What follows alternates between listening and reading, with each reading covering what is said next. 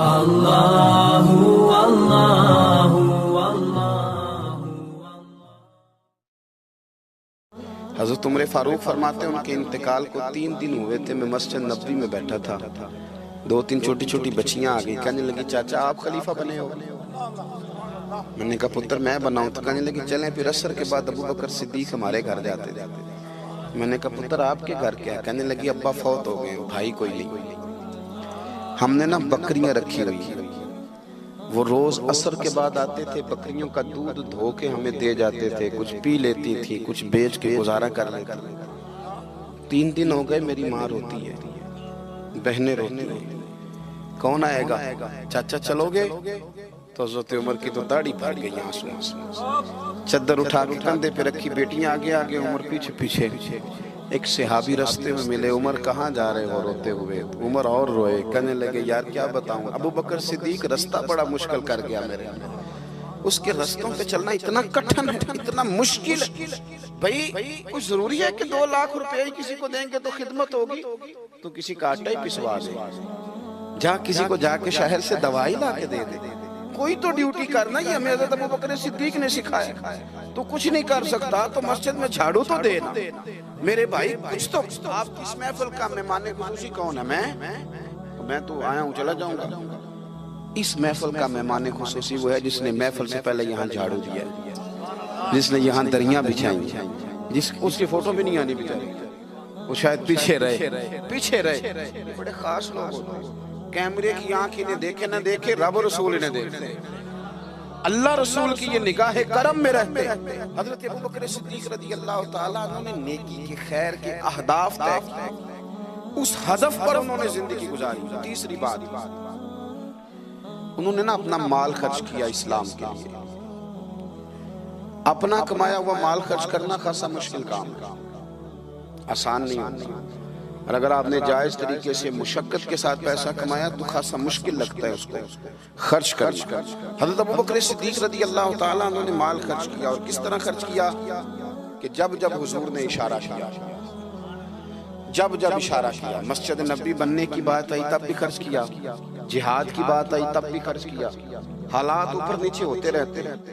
जंग में हुजूर ने ऐलान किया तो हालात कुछ ज्यादा मौसर नहीं थे सिद्दीक अकबर के। तो हज़रत उमर कहते हैं उस दिन मैंने सोचा आज मैंने आगे गुजारना, तो मैं आधा माल ले आया घर से। कितना? ज़कात कितने फीसद है? बोल के बताएं, जवान क्यों नहीं बोलते? कितने फीसद? ज़कात 2.5% है। 2.5%, 100 में से 2.5 रुपए। हज़रत उमर कितने ले आए? 50 रुपए 100 में से। ये बड़ा मुश्किल काम है। 2.5% देते हैं तो लोग कई हिसाब करते हैं, और 50% यानी आधे पैसों को थोड़ा ना समझे आप। हज़रत उमर बहुत ज्यादा पैसे लेके आए, 50%, घर की हर शय आधी करके ले आए। और आप फरमाते मेरे हालात बड़े अच्छे थे उन दिनों, और अबू बकर सिद्दीक के मामलात का मुझे पता था, तो मेरे दिल में ख्याल आया कि आज ना मैंने अबू बकर से आगे गुजर जाना। कहते हैं जाके मैंने माल रखा, उतनी देर में सिद्दीक अकबर भी आ गए। कहते हैं जवाब तो चलो जो होने थे वो होने ही थे। हुजूर ने जो दोनों से सवाल पूछे ना, उन सवाल ही बड़े इनफिरादी थे। मुझसे हुजूर ने पूछा क्या लेके आए हो? इधर देखो जवानों, क्या लेके आए हो? मैंने अर्ज की हुजूर आधा। मुझसे पूछा क्या लेके आए हो? मैंने कहा हुजूर आधा ले आया हूं। फिर गौर करना, पूछा क्या लाए हो? और अबू बकर सिद्दीक से पूछा घर क्या छोड़ के आए हो? आप देखिए सवालों में ही फर्क है। मुझसे पूछा जा रहा है क्या लाए हो, और उनसे पूछा क्या, और उनका जवाब भी बड़ा अनोखा है। इस सवाल का जवाब तो हुजूर कुछ नहीं छोड़ा, सारा लेके आया। जवाब ये था, आप सवाल पूछते हैं ना कि खत्म हो गया खाना, तो कहते नहीं खत्म हो गया। हजरत सिद्दीक अकबर से पूछा क्या लाए हो, क्या छोड़ के आए हो? उन्हें कहना चाहिए था कुछ भी नहीं। हुजूर ने फरमाया क्या छोड़ के आए हो? क्या जवाब है, क्या हुस्न है। गोया वो कह रहे हैं कि हमको लावारस तो नहीं ना भाई, क्या छोड़ के आए हो? तो अर्ज करने लगे हुजूर घर भरा हुआ है, अल्लाह भी छोड़ आया हूँ, अल्लाह का रसूल भी छोड़ आया हूँ। रब रसूल का नाम है ना मेरे घर में।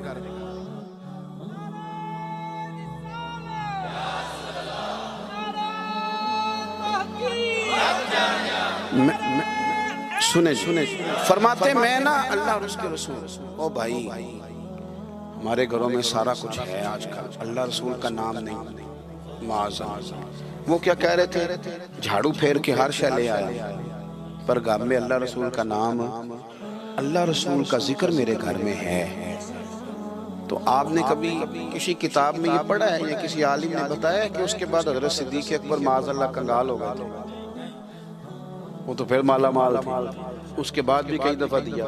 वो सबक बता रहे हैं, सबक हमें कि रब रसूल के नाम पे सारा कुछ भी लुटा दोगे ना तो घर में अल्लाह रसूल का नाम होना चाहिए, बड़ी बरकतें अल्लाह अता फरमाए। हमने ना दौलत तिजोरियों में भर के रखी है, जो असल दौलत थी अल्लाह रसूल का जिक्र, उससे हम थोड़े से पीछे। अब हदीस पाक सुने, हर बंदा हज़रत सिद्दीक़ अकबर की अजमत बयान करेगा अपने इल्म के मुताबिक, फ़हम के मुताबिक, लेकिन उनकी शान तक कौन पहुँच सकता है? हज़रत अबू बकर सिद्दीक़ रज़ी अल्लाह तआला अन्हु की शान में बड़ी हदीसें हैं, लेकिन मैं इस हदीस पे आके ठहर जाता हूँ, तबीयत जम जाती है कि यार ये क्या मामला है। नबी पाक अलैहिस्सलाम ने फरमाया, लोगों मेरे पास जिसके भी पैसे आए हैं ना, मैंने अमानत समझ के खर्च किए, लेकिन जब अबू बकर सिद्दीक़ के पैसे आए मैंने अपने समझ के खर्च किए, अपने समझ, फिक्र कोई नहीं, जहां मर्जी लगा, अपने समझ के खर्चे।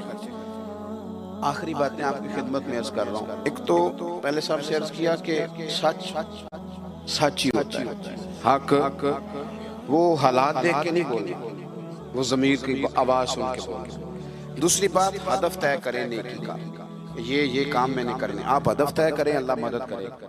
तीसरी बात मेरे अजीज, हज़रत अबू बकर सिद्दीक़ ने माल खर्च किया। माल जो है ना, नबी पाक अलैहिस्सलाम ने फरमाया, आला हज़रत ने फतावा रज़विया में हदीस लिखी है कि आखिरी दौर में दीन का काम भी दिरहम और दिनार से होगा, पैसों से काम होगा।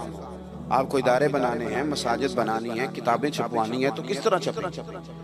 अपना माल हम, और हमने ये जिम्मा दे दिया अमीरों को कि अमीर खर्च करेंगे, हालांकि हमने वो हदीसें नहीं पढ़ी कि एक सहाबी किलो खजूरें लेके आ गए और मस्जिद नबी में माल का ढेर लगा हुआ था, तो हुजूर ने फरमाया ये किलो खजूरें ना सारे माल के ऊपर बखेर दो, जितना सबको सवाब मिलेगा उतना इसे 1 किलो वाले को मिलेगा। तो हम ना वो ज़ौक़ नहीं पैदा कर पा रहे कि 10 रुपए की अल्लाह रसूल की नजर में इखलास वाले 10 रुपए की बड़ी कदर। हम सोचते हैं कि वो ना सारा कुछ चौधरी साहब ही आके करेंगे, हालांकि बरकत वाला जो माल होता है उसमें बड़ी खैर होती है। आखिरी बात जो बड़ी जरूरी है उस पर गौर करें, फैसले जिंदगी में जब भी करें इंसाफ पर मबनी करें, मोहब्बत देख के फैसला न करें। मोहब्बत और होती है, काबिलियत और होती है। मुझे पर होना ये फितरी बात है, लेकिन उसका काबिल होना ये एक अलग बात। हर बाप को अपने बेटे बेटी से मोहब्बत होती है, ये फितरी तकाजा है, लेकिन वो काबिल भी हो ये जरूरी नहीं होता। हज़रत सिद्दीक़ अकबर के अपने बेटे मौजूद थे, वो जाते वक्त किसी को भी खलीफा बना देना, मौजूद थी उनकी औलाद, मुसलमान थी, कलमा पढ़ती, सहाबी थे, 4 नस्लें सहाबी हज़रत सिद्दीक़ बना सकते थे ना। और हज़रत उमर ने तो कभी ऐसा नहीं किया कि तोहफे भेजे हों, दोस्ती बढ़ाई हो, बल्कि वो तो कहते हैं कि हमारी तो नेकियों में आगे गुजरने की दौड़ ही लगी रही, सारी मामला दौड़ में रहा। लेकिन हज़रत अबू बकर का फैसला देखें, जब वक्त विसाल आया आपने फरमाया उमर को बुलाओ, सारी चीजें वसीयतें नसीहतें की, सब कुछ हजरत उमर के सुपुर्द किया। लोगों ने कहा कि अबू बकर सिद्दीक ये तो बड़े सख्त आदमी हैं, आप एक सख्त गीर आदमी को बना के जा रहे हैं। तो नबी पाक सल्लल्लाहु अलैहि वसल्लम के गुलाम ने क्या जवाब दिया? फरमाने लगे मैं इस वक्त दुनिया से जा रहा हूँ, इस मौके पे बड़ा झूठा आदमी भी सच बोलने लगता है। मैं जब अल्लाह रसूल की बारगाह में जाऊंगा तो मुझसे पूछा जाएगा कि उम्मत के बारे में क्या फैसला करके आए हो, तो मैं कहूँगा उम्मत में जो सबसे बेहतरीन था उसे उम्मत का सरबराह बना के आया। हम लोगों ने ना फैसले मेरिट में नहीं किए कभी। ये इलेक्शन हो रहे हैं, फलां काम हो रहा है, वोट किसको देना है, कहते सारी बरादरी उधर है। अब बरादरी को छोड़े, ये बताएं सच किधर है, हकीकत किधर है? वो किसी और बरादरी का बंदा इलेक्शन लड़ रहा है तो वो बंदा अगर ठीक है तो ठीक है, फिर आप बरादरी ना देखें, फिर तो शख्स देखें कि वो सही जा रहा है। हजरत उमर के फैसले हमेशा मेरिट है, हजरत अबू बकर के फैसले हमेशा मेरिट है, हजरत उस्मान गनी, मौला अली शेर खुदा, इन लोगों के फैसले हमेशा हक की बुनियाद। हजरत उमर को बना के गए। मैंने दोस्तों से कहा था इस साल, मैंने कहा था कि हजरत उमर के हालात पर ज्यादा किताबें हैं, उनके वाकयात ज्यादा हैं, क्योंकि उन्हें वक्त ज्यादा मिला ना, 10-11 साल। हजरत अबू बकर सिद्दीक को तो 2-2.25 साल मिले, लेकिन उनकी खिलाफत को मजबूत हजरत अबू बकर सिद्दीक ने किया। सारे फितनों का सर कुचल के खिलाफत सजा सवार के हजरत उमर को दी। अब ये जो हजरत उमर ने इतनी फैला दी खिलाफत और इतना बड़ा काम कर दिया दीन के लिए कि 24 लाख मुरब्बा मील पे फैल गया सारा कुछ, तो हजरत सैयदा आयशा सिद्दीक़ा रज़ियल्लाहु ताला अन्हा कहती मेरी गोद में सर था मदीने वाले हबीब का और आसमान पे सितारे नूर भरे चमक रहे थे। मैंने अर्ज की हुजूर आसमान के सितारों के बराबर भी किसी की नेकियां हैं।